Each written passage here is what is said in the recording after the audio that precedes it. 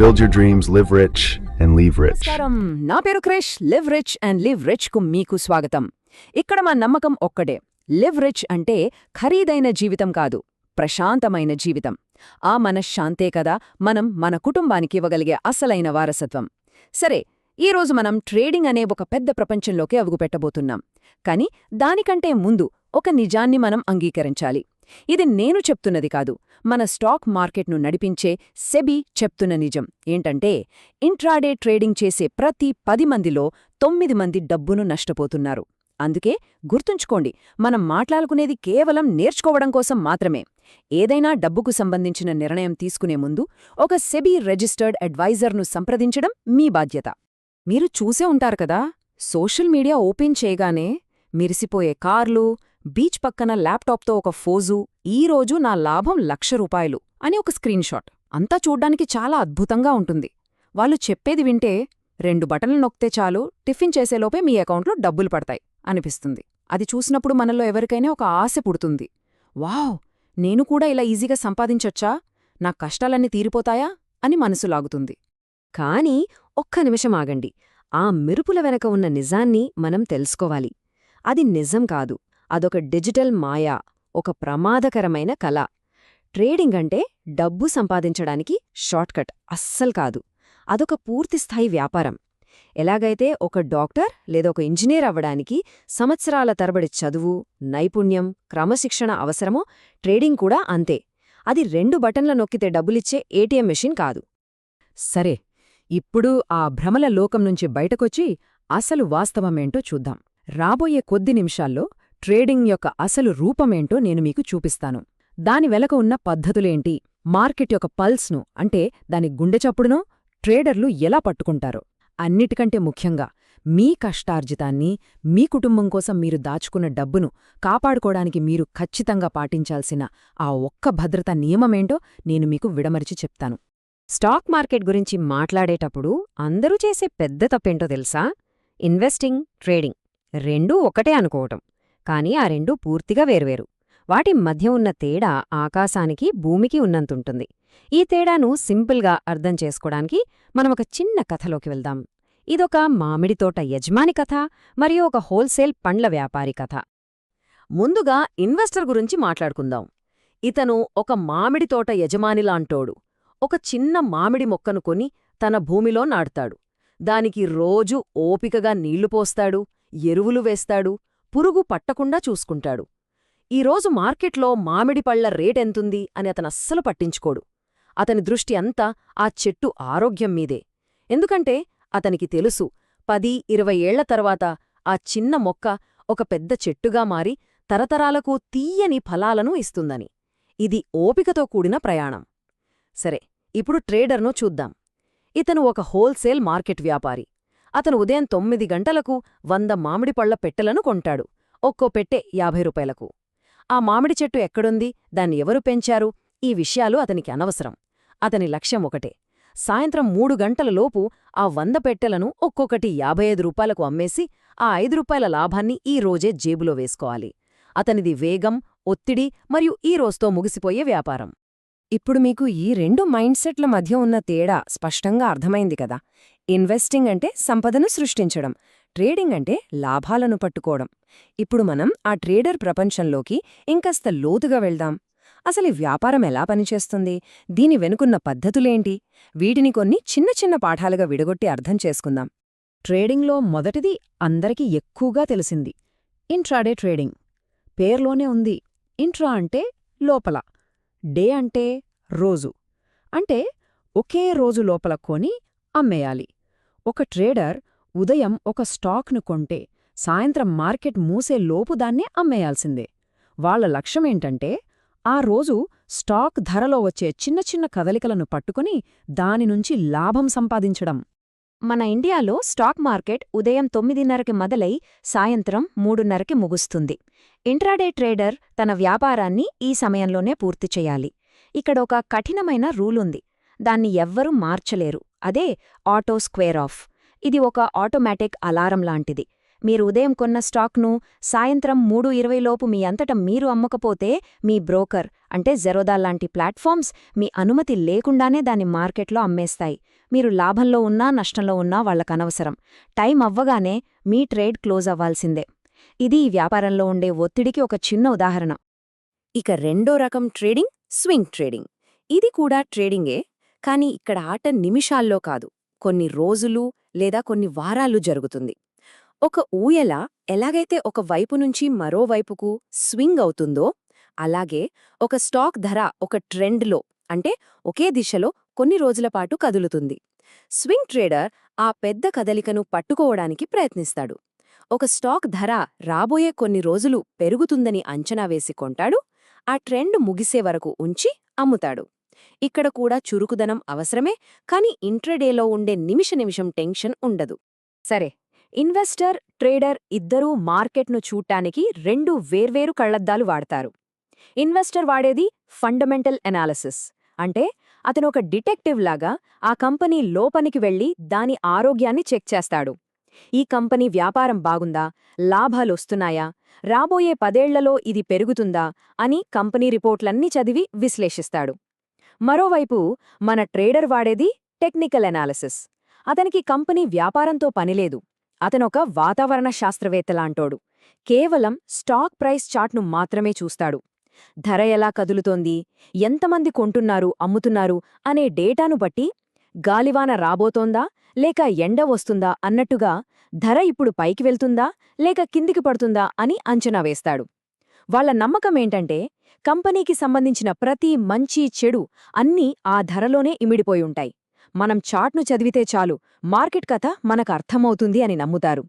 Technical ఎనాలిసిస్కు గుండెకాయలాంటిది price chart. ఈ చార్ట్ను ఒక ఈకేజీ లేదా హార్ట్బీట్ మానిటర్లాగా ఊహించుకోండి. అది మార్కెట్లో ఉన్న లక్షలాది మంది ప్రజల సామూహిక గుండె చప్పుడును చూపిస్తుంది. ఆ గుండె చప్పుడును నడిపించేవి రెండు భావోద్వేగాలు, దురాశ మరియు భయం.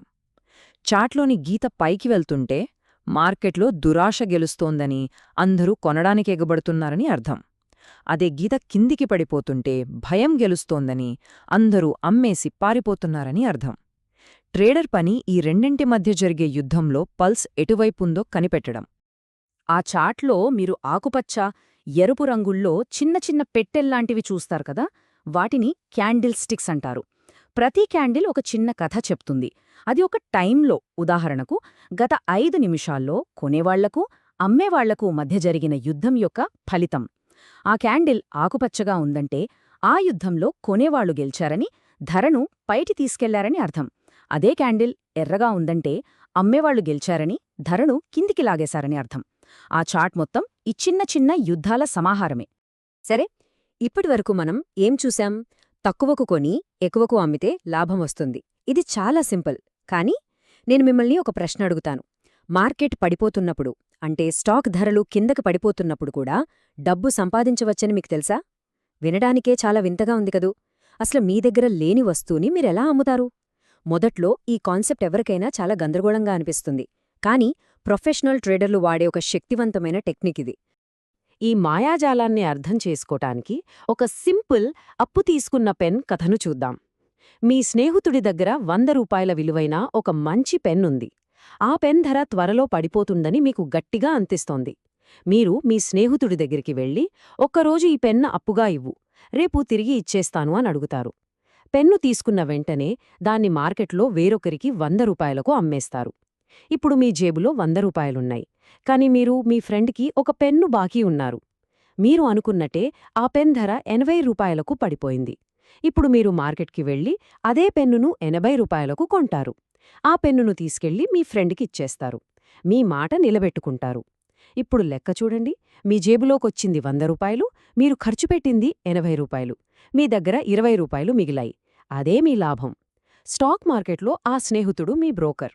ఒక స్టాక్ ధర పడిపోతుందని మీరనుకుంటే బ్రోకర్ మీకు ఆ షేర్లను అప్పుగా ఇస్తాడు. మీరు వాటిని మార్కెట్లో అమ్మి ధర పడ్డాక తక్కువకు కొని బ్రోకర్కు తిరిగి ఇచ్చేస్తారు. మధ్యలో ఉన్న తేడా మీ లాభం. దీనినే షార్ట్ సెల్లింగ్ అంటారు. ఇప్పటివరకు మనం ట్రేడింగ్లో లాభాలు ఎలా సంపాదించాలో నేర్చుకున్నాం. కానీ ఇప్పుడు మనం నేర్చుకోబోయే పాఠం వీటన్నిటికంటే 100 రెట్లు ముఖ్యం. ఈ ఒక్క విషయం తెలియకే 90% మంది తమ డబ్బును పోగొట్టుకుంటారు. ఇది ఒక ప్రొఫెషనల్ ట్రేడర్ను ఒక జూదగాడి నుండి వేరు చేస్తుంది. అదే రిస్క్ మేనేజ్మెంట్. సింపుల్గా చెప్పాలంటే మీ ట్రేడింగ్ ప్రయాణంలో మిమ్మల్ని కాపాడే మీ పారాషూట్. గుర్తుందా? మనం మొదట్లోనే చెప్పుకున్నాం, సెబీ లెక్కల ప్రకారం 10 మందిలో 9 మంది డబ్బు కోల్పోతున్నారని. ఎందుకు? వాళ్ల అంచనాలు ప్రతిసారీ తప్పవుతాయానా? కాదు. వాళ్లు 10 సార్లు గెలిచినా ఆ ఒక్క ఓటమి వారి 10 విజయాలను మింగేస్తుంది. కారణమేంటంటే వాళ్లు తమ నష్టాలను అదుపులో పెట్టుకోరు. ఒకే ఒక్క పెద్ద నష్టం వాళ్ల మొత్తం అకౌంటును ఖాళీ చేసేస్తుంది. మరి ఈ ప్రమాదం నుండి తప్పించుకోడానికి దారిలేదా? ఖచ్చితంగా ఉంది. దాని పేరే స్టాప్ లాస్. ఇది ట్రేడర్ యొక్క సేఫ్టీ బెల్ట్, వాళ్ల పారాషూట్. విమానం నుండి దూకేటప్పుడు పారాషూట్ ఎంత అవసరమో, ట్రేడింగ్లో అడుగుపెట్టేటప్పుడు స్టాప్ లాస్ అంత అవసరం.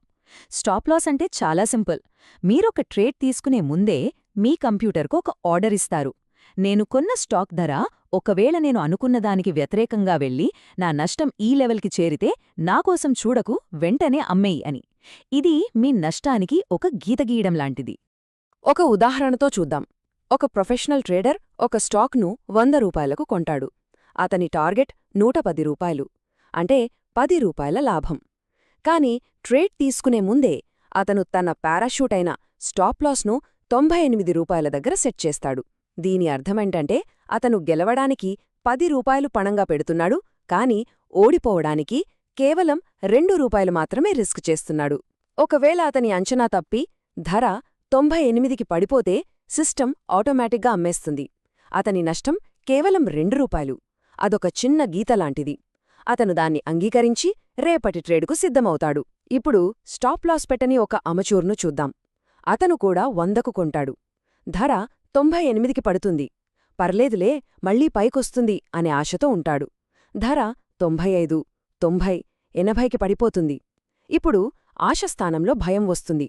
ఆ 2 రూపాయల చిన్న నష్టం అతని అకౌంట్ను ఖాళీ చేసే 20 రూపాయల పెద్ద గాయంగా మారుతుంది. గుర్తుంచుకోండి, ట్రేడింగ్లో ఆశ అనేది ఒక వ్యూహం కాదు, అదొక విపత్తు. సరే, మనం ట్రేడింగ్ ప్రపంచంలో చాలా విషయాలు నేర్చుకున్నాం. ఇప్పుడు మనం నేర్చుకున్న ఈ కొత్త భాషలోని కొన్ని ముఖ్యమైన పదాలను ఒక్కసారి రివైజ్ చేసుకుందాం. ఇది మీ పర్సనల్ ట్రేడింగ్ డిక్షనరీ అన్నమాట. ఈ 4 పదాలు మీ ట్రేడింగ్ ప్రయాణానికి పునాదులు.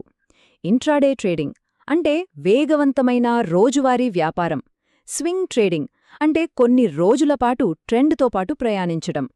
టెక్నికల్ ఎనాలిసిస్ అంటే చార్ట్ల ద్వారా మార్కెట్ యొక్క మనసును చదవడం. మరియు అన్నిటికంటే ముఖ్యమైనది స్టాప్ లాస్, మిమ్మల్ని పెద్ద నష్టాల నుంచి కాపాడే మీ సేఫ్టీ జాకెట్. చివరిగా ఒక్క విషయం గుర్తుంచుకోండి. ఒక గొప్ప ఇన్వెస్టర్ అన్నట్టు స్టాక్ మార్కెట్ అనేది ఊపికలేని వారి నుండి ఊపిక ఉన్నవారికి డబ్బును బదిలీ చేసే సాధనం. అదే ట్రేడింగ్కు వర్తిస్తే ఇది ఇమోషన్స్తో నిర్ణయాలు తీసుకునేవారి నుండి క్రమశిక్షణతో ఒక ప్లాన్తో పనిచేసేవారికి డబ్బును బదిలీ చేస్తుంది. ఇక్కడ గెలుపు మీ అదృష్టం మీద కాదు, మీరు నిర్మించుకున్న పద్ధతి మరియు మీరు పాటించే క్రమశిక్షణ మీద ఆధారపడి ఉంటుంది. ఈరోజు మనం మాట్లాడుకున్న విషయాలు ట్రేడింగ్ గురించిన మీకున్న కొన్ని అపోహలను తొలగించి ఒక స్పష్టమైన అవగాహన ఇచ్చాయని నేను ఆశిస్తున్నాను. మీ ఆర్థిక ప్రయాణంలో మరిన్ని విషయాలు తెలుసుకోవడానికి డిస్క్రిప్షన్లో ఉన్న ద లెగసీ డైరీ లింక్ను చూడండి. ఈ సమాచారం మీకు నచ్చితే దయచేసి మా ఛానల్కు సబ్స్క్రైబ్ చేయండి, ఈ వీడియోను లైక్ చేయండి, మీ ప్రశ్నలను కామెంట్స్లో అడగండి, మరియు ఈ జ్ఞానాన్ని మీ స్నేహితులతో కూడా పంచుకోండి. గుర్తుంచుకోండి, మన లక్ష్యం ప్రశాంతంగా జీవించడం మరియు ఒక గొప్ప వారసత్వాన్ని వదిలివెళ్లడం. Leverage and leverage. ధన్యవాదాలు.